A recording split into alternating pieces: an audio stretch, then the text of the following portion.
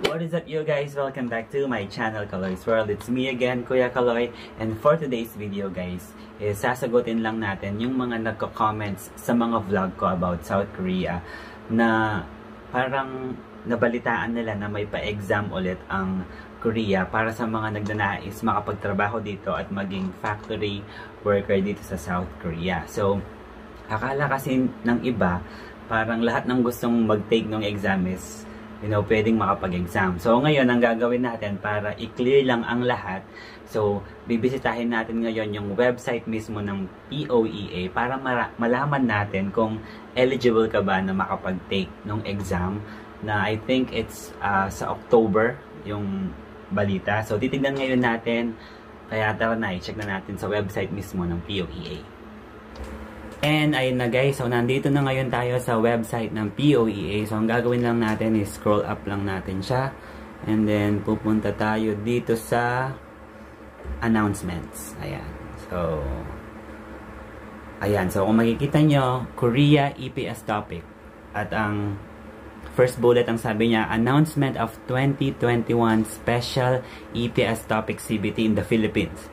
So yun muna yung kiklik natin. Ayan. So, then, ida-download lang natin siya. Ayan. So, announcement of special EPS topic. So, ano bang ibig sabihin yan? So, sabi dito, according to the MOU on the sending of workers between the Ministry of Employment and Labor of the Republic of Korea and Department of Labor and Employment of the Philippines or ng DOLE, sabi niya, special EPS topic is for those who voluntarily returned home with their permitted sojourn period and want to come back for work in Korea will be conducted as follows. So I want to emphasize yung sabi niya, for those who voluntarily returned home. Ibig sabihin, bumalik na ng Pilipinas. At ang ibig sabihin din yun, ito yung mga Filipino na nakapagtrabaho na dito sa South Korea as a factory worker.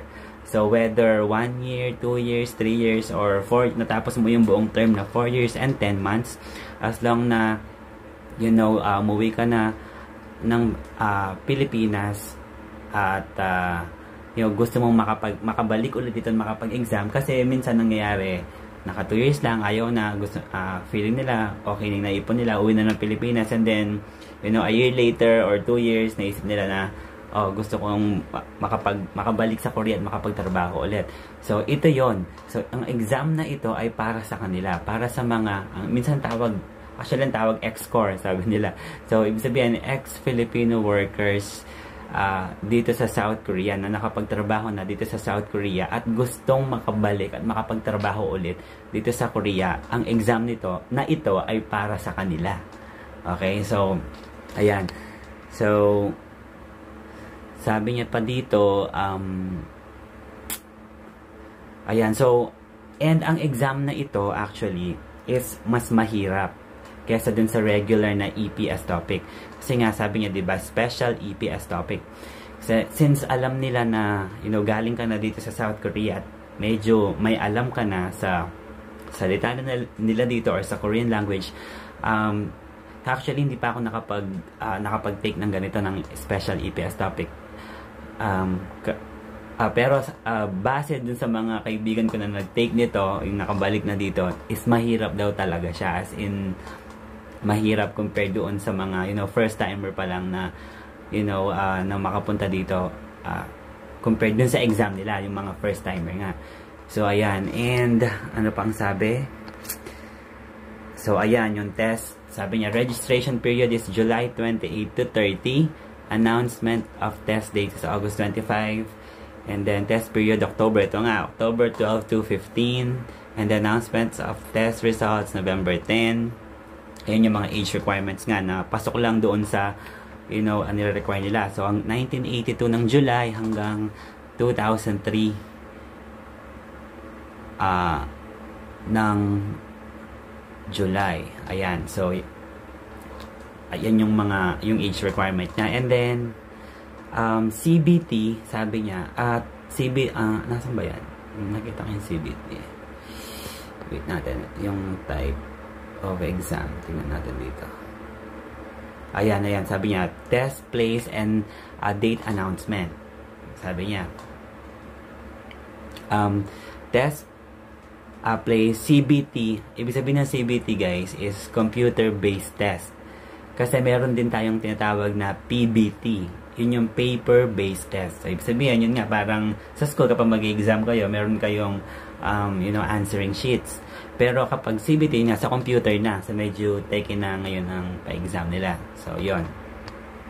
And then, ayan yung required points. Kailangan, sabi niya, applicants who scored 100 or more points out of 200 regardless of industry. So, yun yung parang passing score nila.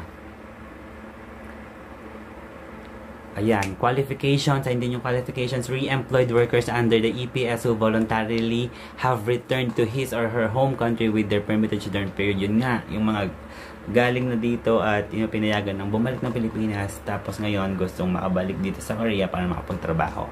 Diba? So, ayan, persons aged between 18 to 39. So, ayan, just kasi doon sa mga vlogs ko may mga nagko-comment na first timers na hindi pa nakapagtrabaho dito sa Korea, may nabalitaan kaming pa-exam daw ganito sa October, magre-register, pwede ba mag-register, ganyan ang sinasabi nila. So yun nga, so ibig sabihin kapag first timer ka pa lang, so hindi ka pwedeng mag-register for this exam kasi nga ito ay para sa mga nakapag-work na dito sa South Korea.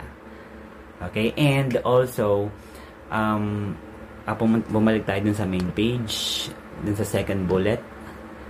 Nasaan yung second bullet? Wait, nawala tayo. So, balik tayo sa POEA. Ayan, yung second bullet is saan tayo? Dito tayo sa, lumpas tayo. Ayan. Sabi niya, dun sa second bullet, list of applicants for 2021 Special EPS Topic CBT in the Philippines. So, click lang natin yan. Hindi pa natin siya pwedeng i-click kasi makikita nyo yung mga information ng mga magte-take ng exam kasi nandun yung mga alien card number nila, I think, at saka yung birthday. So, yun. So, ibig sabihin, since nakapag-work ka na dito, nakapag-work na sila dito sa South Korea, so sa database ng Korea at ng na POEA, meron na silang mga list ng mga pangalan kung kailan ka umuwi, kung pasok ka ba dito sa for this exam. So may mga list sila ng mga pangalan ng mga previously na nakapag-work na dito sa South Korea. So sila rin yung maglalabas ng pangalan ng mga pwedeng mag-register lang for this exam. So yan yun. Silang maglalabas. So ibig sabihin, kapag wala yung pangalan mo, ibig sabihin, hindi ka qualified or hindi ka pwedeng makapag-register for this exam. So, yun.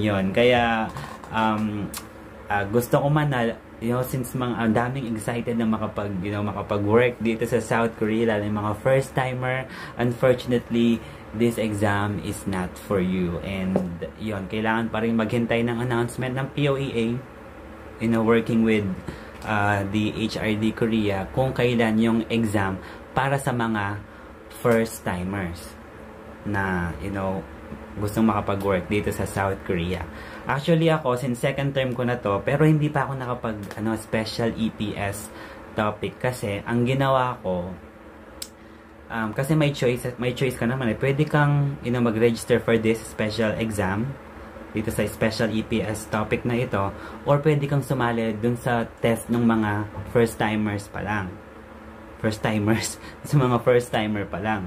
So, ang ginawa ko, since ang balita ko is mahirap nga itong special EPS or special EPS topic na ito for the mga nakapag-work na dito sa South Korea. Kaya ang ginawa ko, parang feeling ko hindi pa naman talaga ako ganun kagaling mag-Korean or mag-Hanguk. So ang ginawa ko, hindi na ako nag-register for that, for that exam. Sumali na lang ako doon sa exam ng mga first timer. Kaya yon. At since alam ko na madali lang yun, so nakapasa naman ako. Kaya yun, nakabalik ulit ako dito sa South Korea para sa aking second term. So yun lang, I just want to clarify at sana naman malinaw na sa inyo na sa mga nagko-comment sa mga vlogs ko na kung gusto nilang makapag-take ng exam, kapag first timer ka, hindi ka pwedeng makapag-take ng exam na ito dahil ito ay para lang po, okay, i-click lang para lang sa mga nakapag-work na dati dito sa South Korea. So, yun lamang po. And there you have it, guys. I hope na sana is nalinawan yung mga nagtatanong or mga nagka-comment sa mga vlogs ko kung pwede ba silang mag-take ng exam na ito.